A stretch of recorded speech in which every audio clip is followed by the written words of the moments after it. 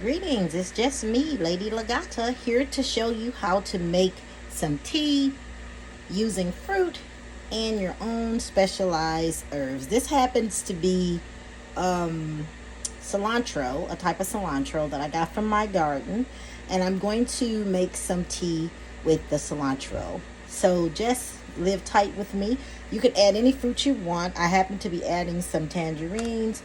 I'm gonna add some pears, and I picked an old apple, and I'm gonna cut that up and add that into my glass with my cilantro. So stay tuned.